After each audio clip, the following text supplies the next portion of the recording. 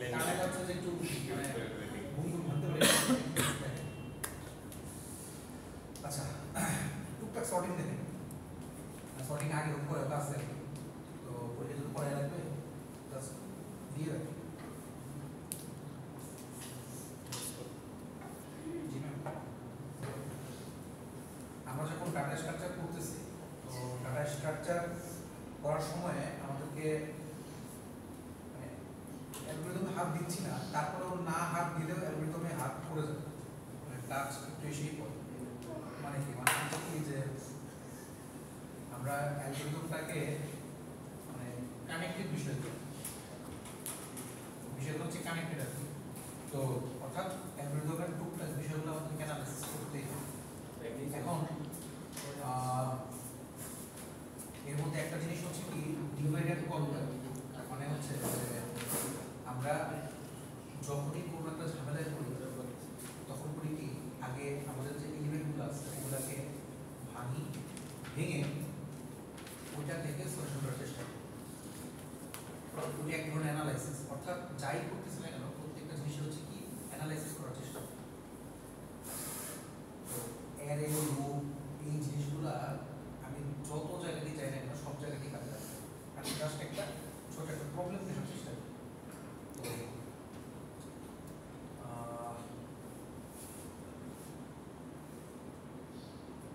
ধরেন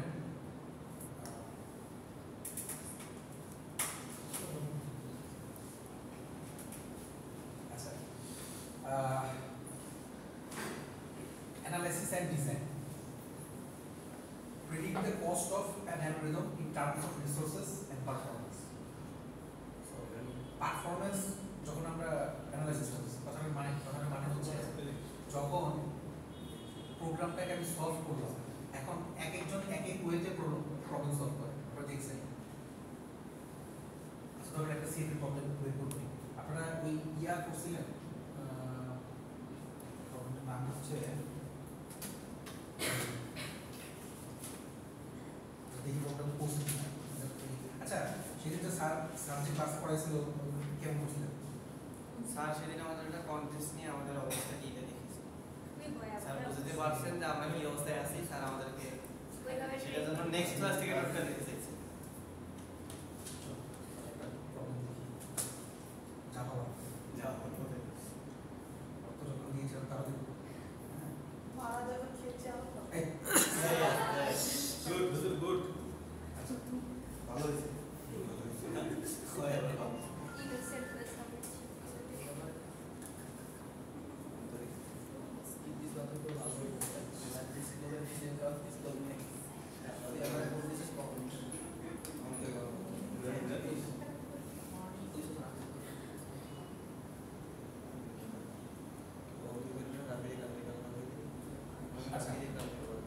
দেখা যায়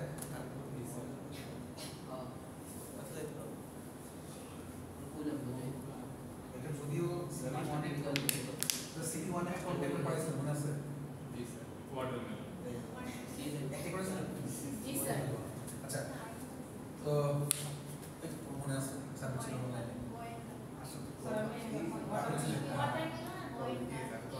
হ্যাঁ বয়ান গেল। আরেকটা হচ্ছে স্যার লেন্থ ছোট করার, এটা শিখেছি।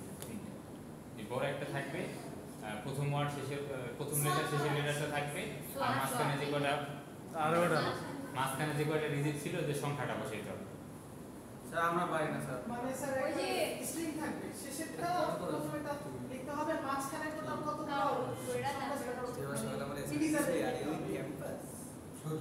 এই ভাষা দিয়ে দেখলাম। আসলে সিপি করতে হলে ভালোই তো বুঝছেন, কারণ হচ্ছে সিপি না আমার কাছে খুব ভালো লাগে। আরে ঠিক কিন্তু স্যার আপনাকে দেখে আমরা সিপি ওইখানে রেজিস্ট্রেশন করছিলাম, পরে দেখে আপনি নাই ঠিক আছে বাইরে যাবো না। আচ্ছা এখন বাইরে যাবো। দেখেন monocarp always starts his morning with a good old sandwich. Sandwiches monocarp makes always consist of bread, cheese and on a ham.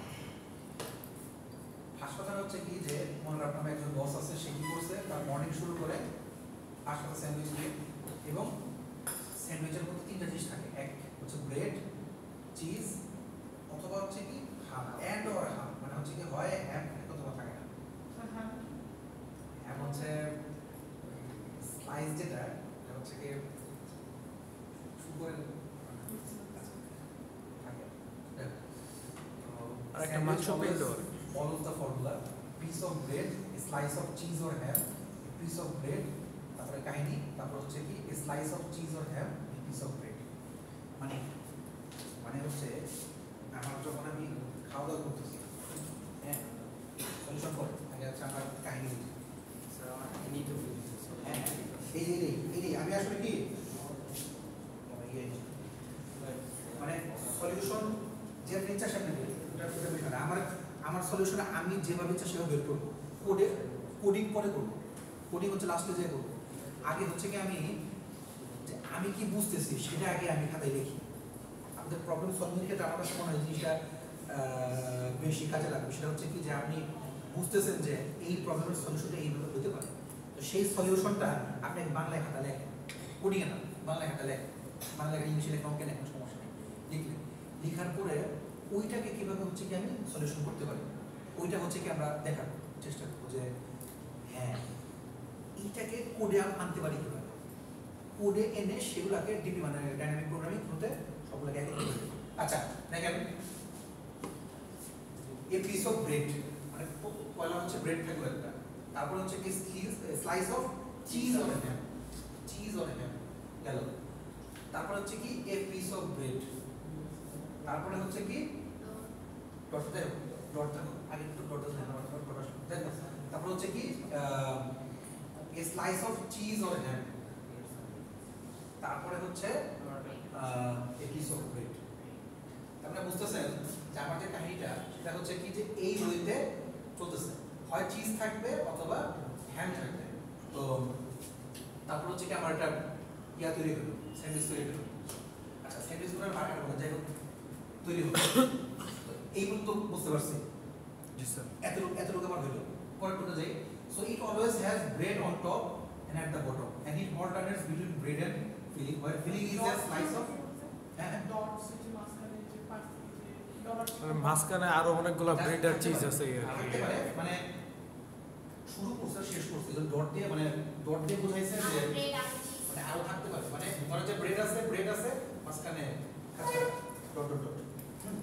তো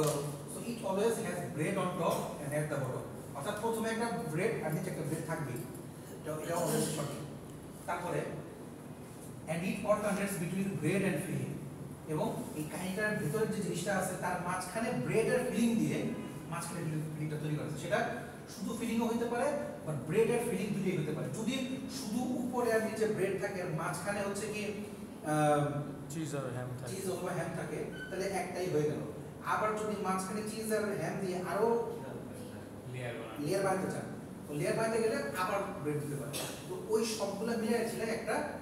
ইয়া হচ্ছে একটা যত উঁচু করেন তত এত হাত করতে পারবেন এটা সলিউশন হবে আচ্ছা তো where filling is a slice of either cheese or ham each piece of bread and each slice of cheese or ham is called a layer তো প্রত্যেকটা এই এটুকু একটা লেয়ার করতেছি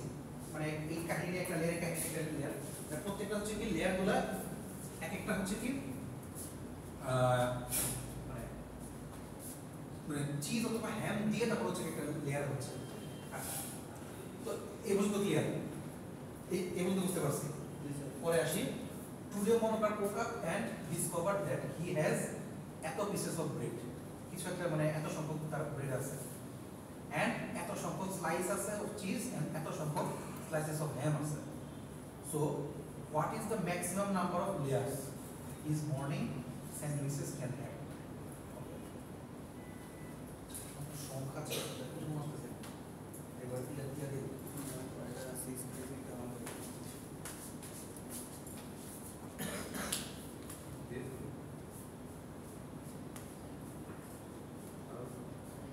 ইমেজ ছিল স্যার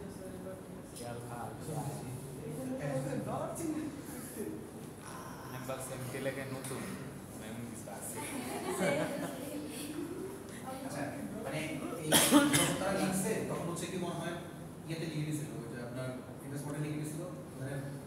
ফরম্যাট চেঞ্জ করে যখন এখানে বসাইছে এটা চেঞ্জ হয়ে গেছে বলতে পারেন আমাদের সাইটটা সো যখন মনে করেন সকালে উঠছে এবং উঠে দেখলো যে তার কাছে বি পিসেস অফ ব্রেড আছে কতগুলো ব্রেড জানি না সংখ্যা হচ্ছে B pieces C slices of cheese and H slices of ham. Okay, যা সংখ্যা আছে থাকে। What is the minimum? Sorry, what is the maximum number of layers morning sandwiches can have? কত সংখ্যক পাইতে পারি? Okay. মানে মেইন গল্প বুঝতে পারছি। আপনারা যখন আস্তে আস্তে বুঝে যাবেন তখন গল্প বলা হবে। খালি আপনারা আউটপুট দিয়ে কাজ করতে পারবেন। আচ্ছা। আপনারা এর জন্য পড়ার পরে কি করেন? এখন সে শুরু করে দিন। স্যার ইনপুট আর আউটপুট ইনপুটটা পড়ি স্যার ইনপুটটা কি হয় হ্যাঁ ইনপুটটা পড়ি স্যার ইনপুট আউটপুট স্যার করে শুরু ইন্টিজার করে দিন। ইনপুট নেই আচ্ছা ইনপুটটা দেখার চেষ্টা করি the first line contains A okay solution আপনারাই করবেন প্রশ্নের সলিউশনটা আগে করবেন আর মনে রাখবেন অ্যানসার সবসময় প্রশ্নের মধ্যে থাকে the first line contains a single integer t ওকে মানে সিঙ্গেল ইন্টিজার t যেটা হচ্ছে কি 1 থেকে 1000 এর মধ্যে যে কোনো সংখ্যা হতে পারে অর্থাৎ টেস্ট কেসটা আর কি তিনটা নিছি টেস্ট কেস 1000 পর্যন্ত যে কোনটা যে কয়টা চাই সেটা হতে পারে hello each test case consists of 3 integers b c and h বোঝা যাচ্ছে যে b হচ্ছে ব্রেড c চিজ h হচ্ছে ham গুড আচ্ছা যেখানে ব্রেড থাকতে হবে অলওয়েজ 2 এর সমান বা 2 এর চেয়ে বেশি বাট 100 এর সমান 100 এর চেয়ে কম লিমিট দিয়ে দিয়েছে বাট দুটো থাকবে শিওর উপরে নিচে দুটো থাকবে সবাই তারপর হচ্ছে কি আর একটা হচ্ছে কি মাঝখানে c অথবা h থাকবে and or তো 100 নিচে ওকে the number of pieces of bread slices of cheese and slices of ham respectively ভালো কথা তাহলে এই মুডও বুঝতে পারছি আচ্ছা তো তখন এখানে বুঝিয়ে দিচ্ছেন আউটপুটে আসি for each test case print a single integer the maximum number of layers monocar morning sandwiches can have okay then লাইনটা বুঝেন না বুঝে এখন হচ্ছে ইনপুটে দেখি ইন্টারনেসি একটা বলছে 211 আচ্ছা 211 এ আমার ম্যাক্সিমাম লেয়ার কত হয় 1012 তে ম্যাক্সিমাম লেয়ার কত হয় 370 তে ম্যাক্সিমাম লেয়ার কত হয় ওকে আসলে হচ্ছে 211 স্যার 211 গ্রামের ব্রেড নাম একটু চিজ মনে করেন ফার্স্টে নিলাম হচ্ছে একটা ব্রেড তারপরে নিলাম একটা সামনে দাও দুর্বল বুঝে না অনেক প্রান্ত হচ্ছে তো ফার্স্ট একটা ব্রেড নিলাম বুঝার কথা মানে এখানে বাকি রয়েছে কয়টা তাহলে একটা বাকি রয়েছে তারপর একটা চিজ নিলাম চিজ শেষ এরপর আরেকটা ব্রেড নিলাম শেষ ব্রেড নিলাম ব্রেড শেষ যদি হ্যাম নেন হ্যাম দিলে ও যদি আমি এখানে হ্যাম নেই তাহলে কিন্তু স্লাইস হচ্ছে না নেন স্লাইস হতে গেলে উপরে নিচে একটা করে থাকতে হবে ব্রেড আচ্ছা মানে আপ আর ডাউন থাকতে হবে গেল এখন আমি হয় এখানে যদি চিজ নিলাম তাহলে চিজ যাবে আর যদি হ্যাম নিই তাহলে হ্যাম যাবে যে একটা যাবে তাহলে আমার কি একটা হ্যাম বাকি করে গেল সে থাক পরের দিন আচ্ছা তারপরে বলছি কি 10 কত 10 10 1 10 1 2 আচ্ছা এইরকম বলে তো শুরু করি ব্রেড চিজ আর হ্যাম ফার্স্ট একটা ব্রেড নিলাম নিলাম গেল তারপরে একটা চিজ নিলাম চিজ নিলাম আবার একটা ব্রেড নিলাম আবার ব্রেড আবার একটা ব্রেড নিলাম একটা হ্যাম নিলাম একটা হ্যাম নিলাম আবার ব্রেড নিলাম আবার একটা ব্রেড নিলাম হ্যাম নিলাম আবার একটা হ্যাম নিলাম ব্রেড ব্রেড ব্রেড নিলাম শেষ কয়টা হবে 1 2 3 4 5 6 7 গেল ঠিক আছে তারপর লাস্টে কি বলছে 3 3 7 8 7 8 ব্রেড চিজ হ্যাম একটা ব্রেড একটা চিজ একটা ব্রেড একটা মনে করেন হ্যাম একটা ব্রেড শেষ তার মানে এখানে আমার কাছে আসছে কত 3 এখানে আসছে 7 এখানে আসছে 5 দেখি মিলছে কিনা 5 মিলিয়ে এখন এই জিনিসটাকে আমরা কিভাবে কাহিনী করতে পারি স্যার একটা মজার জিনিস আছে হ্যাঁ প্রতিবার হিসাব করার সময় চিজ আর হ্যাম যোগ করে ফেলতে হবে তাহলে আমরা লেয়ারটা কাউন্ট করতে সুবিধা হবে না না তাহলে তো ওই যে দুইটা যেটা দুইটা অতিরিক্ত হ্যাম থাকে তবে আমরা যোগ করতে পারবো অতিরিক্ত ই না থাকলে যে ব্রেড না থাকলে আমরা যোগ করবো কিভাবে তখন ইফ কন্ডিশন দেব যদি যোগফল যদি ব্রেডের চেয়ে বেশি হয় তখন আরেকটা তো হোয়াটসঅ্যাপে দিয়ে রাখছেন তাই না ঠিক আছে সিকেন্সে দিয়ে শেষ করে